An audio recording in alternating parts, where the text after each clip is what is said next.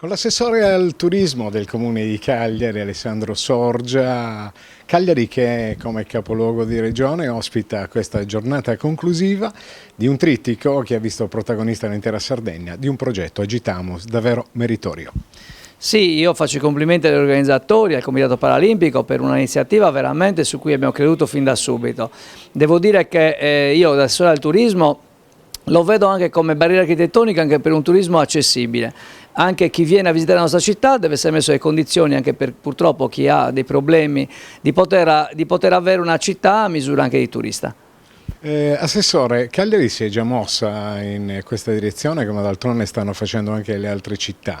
L'ha sentito poc'anzi nella presentazione, dai giovani arrivano delle idee davvero particolarissime, non l'ultima quella di mappare i siti accessibili, quindi un qualcosa che già mette a disposizione dei diversamente abili un qualcosa di fruibile. Credo che sia già un punto di partenza.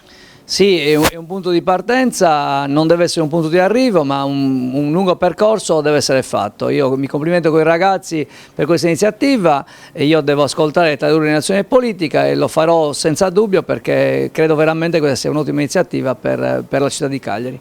Quello che viene fuori da questo progetto Agitamus, che è in itinere ormai già da 3 anni, però ha un futuro davvero molto ampio, è la consapevolezza che poi alla fine i giovani sono quelli che forse nella loro semplicità riescono a risolvere probabilmente qualcosa che noi adulti, talune volte per barriere vere e proprie che abbiamo, molte volte mentali, non riusciamo.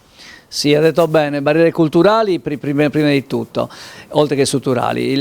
Devo dire che io mi sono posto il problema della disabilità quando allora, circa 15 anni fa, presidente di una circoscrizione di Cagliari con oltre 43.000 abitanti, ho avuto il piacere, devo dire il piacere di avere un vicepresidente in carrozzina. Da lì mi sono posto i problemi e ogni qualvolta entro anche in qualsiasi sito chiedo sempre ma il disabile può entrare e quindi questa cultura me la sono fatta sulla propria pelle. I ragazzi sono stati eccezionali, sono gli amministratori del futuro e quindi sicuramente porteranno avanti queste iniziative anche un domani quando loro saranno al posto mio a amministrare la nostra città.